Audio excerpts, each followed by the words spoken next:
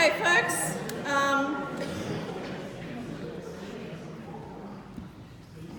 So, comments, questions, whatever. What's some things that you'd like to share with others at this time in your responses to the things that we've heard and read and thought about and seen so far about this story about Elizabeth and Mary? Yeah. Context is so important to understanding and thinking. Thank you. Context is important to understanding and empathy. What else? We were reminding ourselves how privileged we were at the time we had children. Yes. The privilege of giving birth to children in this day and age with all the kind of help and other things that are there. Yep. Though she was very a holy baby, she went through the normal chores everyday life that every mother goes through. That's right. Mary is Mary goes through all the experiences that those the rest of us as parents go through. Yep. Sort of like in the context that story was in some sort of third world context where the blessing of having a boy instead of having a girl, where there was probably no dowry to pay later on and things like that. And if you reflect that back into Elizabeth and Mary having boys, from their perspective, we could have seen it more of a blessing than from the Western perspective. Look at that. Let me tell you that's a great comment. Let me tell you two stories. One is I saw a cartoon many years ago of the stable and the camels with the wise men outside. And Joseph comes to the door and says, "It's a girl!" I think it was really great. I once chaired an interfaith forum on the role of women in different faiths, which was a really interesting experience, let me tell you. And at we had some really great sharings and some great presentations from a wide range of women, Muslims and Christians and Sikh and Buddhist and a whole range. It was great. And towards the end of the day, this Muslim man stands up. And he says, it's been a wonderful day and I've learnt so much and this is all very good, etc., etc. And he says, but I have one question for the panel. If we look at all the religions, we have Moses and we have Buddha and we have Muhammad and we have Jesus. They're all men. Why did God choose to send only men as God's special people? And I went, oh. Anyway, a young Muslim woman on the end of the row said, I'll answer that. And I went, oh, thank you. Because it was really good that she was answering a Muslim male as well. And she got up and she said, God is very wise. God is all-knowing and God is very wise. He knew that if he sent a girl, you boys wouldn't believe him. But she gave them all mothers.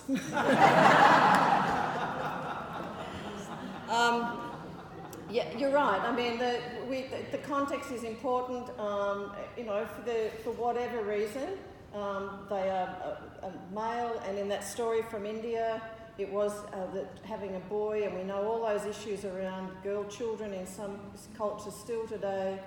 We know in our own context that there's still disparity for women in work and in security and all sorts of things. Sorry? And football. Well, I mean, in sport, generally, women are paid a whole lot less. And it's a whole range of stuff there. So it's still a real issue for us, and that's something else that could come out of it. But thank you for that comment. Other comments about the stories and about what we've talked about today? Come on. Be brave. The story through somebody else's eyes makes a difference. Yeah. So, let me just,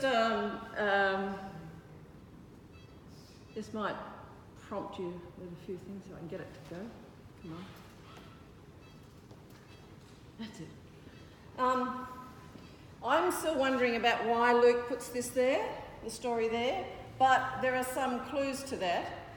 In this story, Luke affirms the place of women and highlights the two women. Luke also affirms that God is turning the world upside down through the birth of these two men. The Magnificat points to that. The whole thing about using these women and that the Son of God should come as a small baby in a poor situation is part of that. And that's what Luke's on about, isn't he, for the rest of the Gospel? So pointing to this upside down nature of God. So you could use that kind of idea as well. This story epitomises God doing things in ways that we don't expect. My son's introduced me to Terry Pratchett, which is a fantasy, those of you know him, fantasy writer, in a book called Small Gods, which God comes to Earth as a turtle and gets kicked around. But it's about that whole idea of God working in ways that we don't think are kind of very godlike, really, sometimes. Issues for me, and it may just be my particular awareness at the moment, is that these two women, and that Mary of the Christmas cards highlights it a bit, but both these women have sons who go off and do amazing things, but very controversial and difficult things. And as mothers and as parents, we grieve over what our children do when they're in strife or when things don't go right or they're not doing what we would thought they should be doing. And every parent in your congregations will have that story in some way or another.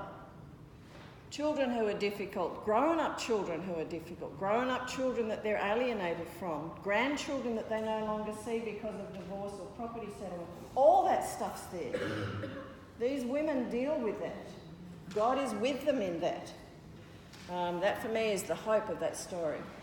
So that's a very real issue, and I think it's, the whole thing about domestic violence and all that sort of stuff is there. You can speak about that in worship. You can name that in sermons. You can use this story to help you do that. The other thing I think the story really is powerful about is shared relationships, shared experience, coming together to do that. The whole issue of what does it mean to be part of a broader community? How do we get alongside people in their real struggles?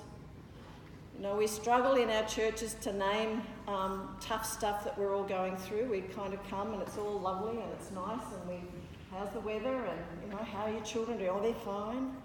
We don't tell them all the struggles that we have and all the heartache that we sometimes have underneath. So how do we build that community that will have that really powerful thing?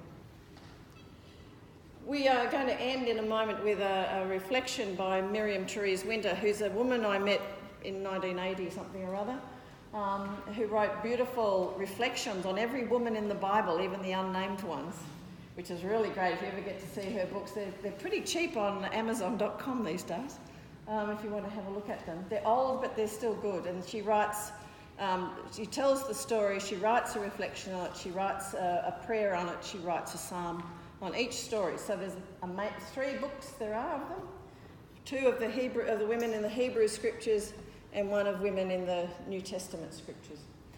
We're going to end with a prayer of hers on this story. But my question to you now at the moment is, just sit quietly where you are for a moment, and then I'll ask you all to share. What will be the thing, 1 or 2 things that you will take away from this session today? What will be the 1 or 2 things about this story, this Christmas story that you know so well? What will be the 1 or 2 things that you might take away with you today from the discussion and the reflection?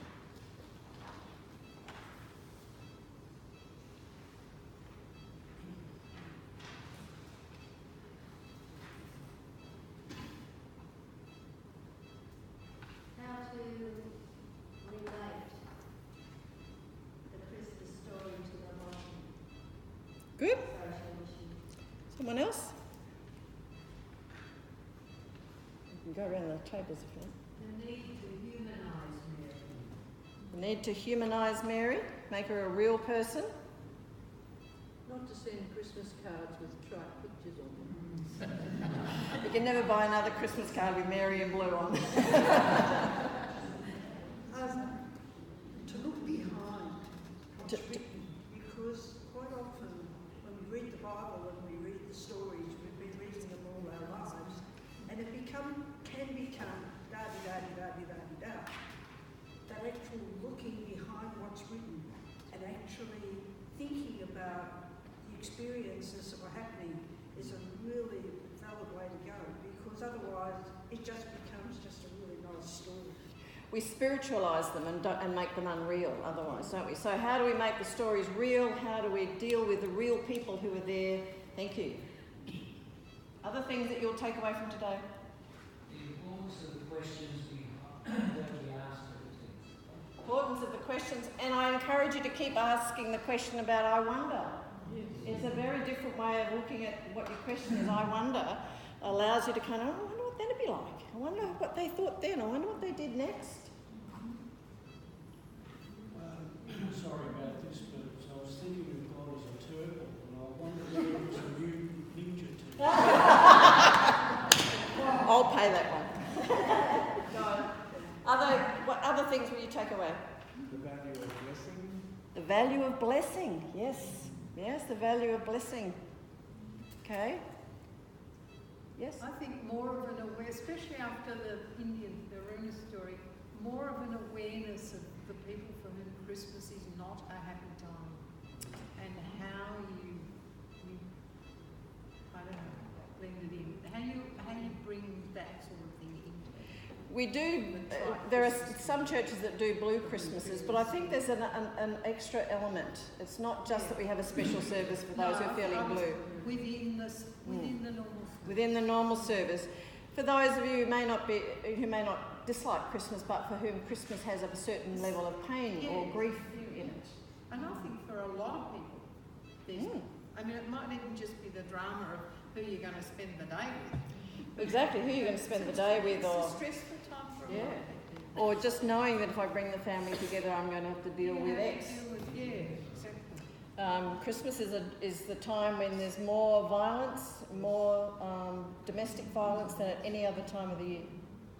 Because we all get together and want to be happy families, and we're just not really. Following on from that, my query, I wonder what the role of men is in the Christmas story. Wow, that's... Not in the original story necessarily, but in today's story. Well, I think we're all, as a parent or as a part of an extended family, you are part of this story. I mean, these are about the two women, but they can have resonance for you as a father, as an uncle, as a brother, that sort of thing. How do I understand when things are difficult? How am I part of a new creation? And we're going to do that in a moment.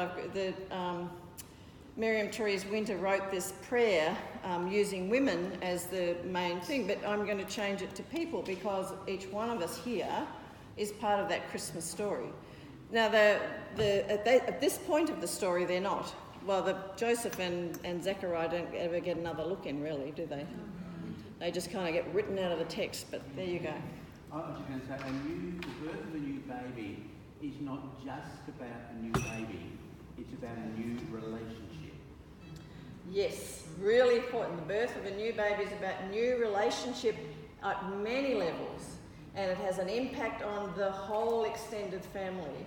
And it also sets up some real changes, deep changes in relationships. Yep. But statistics show that when during a pregnancy, that is the greatest time when women strike. Yes. True. Yes. So it'd be good if somehow that you could really address that issue. You could find a way of addressing it. You could find a way of talking. I mean, I would suggest that some of this material would be well used in small groups at Advent studies. That gives you the opportunity in those situations to explore some of those questions. I think it might be a bit tricky in a sermon, but go for it. But I do think if you ask a mixed group or a group of women or a mixed group, what's it like when the woman's pregnant? you'll get a whole pile of stories about how wonderful and difficult it is. So maybe that's the way through. But, you know, it is. That's true. The statistics say that. So. Yeah, it would. I want to be a fly on the wall when you do. Yes.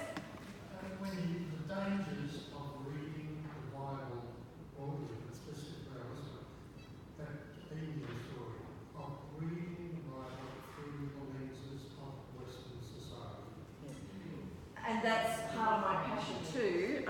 And often, dare I say, the lenses of white male Western society. I noticed, ironically, that the three commentaries that Sean had were all by men from the Western world. So I encourage you to, it's not that that's wrong or not okay, it's just that it's one perspective. And that's all it is one perspective. So that we need to hear from the women in your lives, you need to hear from people from different cultures and different backgrounds. There's so much now being written from a cross-cultural perspective. It's a very rich area to go into. I encourage you to find stories from Aboriginal culture too. There's some very powerful stories there about family and birth and creation, etc. So yeah, no, thank you for that. That's a great comment. Any other comments? We need to finish. Not all births are joyous. Not all births are joyous. This is true. Thank you. And we expect everyone to be so happy, and it sometimes is quite challenging. I invite you now to share this prayer with me, and I'm going to change the women at the beginning of this stuff. It's on the board. I've given you a handout of other prayers that you can take home and share if you like. Okay. So I'm going to, instead of women, I'm going to say people, but your responses are still the same. People, what will we bring to birth in the world of the new creation? Wisdom and justice, peace and compassion, concern for all lost little ones, for the homeless and destitute, the hungry and all who bear the brunt of indifference and oppression. People, what will we bring to birth on the earth of the new creation? A deep respect for our land, its wind song and its waters, its topsoil and its steaming plant and animal life, a oneness with the wilderness that is the image of God. What will we bring to birth in the church of the new creation? A disdain for power that diminishes or destroys, a sharing of our money and our people and our breath, based on mutuality and the sudden surprise of God's amazing grace. People, what will we bring to birth in the hearts of the new creation? An unbreakable bond in the spirit that binds us to all people, transcending class and colour, culture and gender, race and religion, that treats all with dignity and worth and values difference. One has been born among us who heralds such a world and such a liberation, and has taken flesh among us, and in spirit dwells within us. Blessed are we when we give birth to this word, make flesh in us. Amen, and thank you.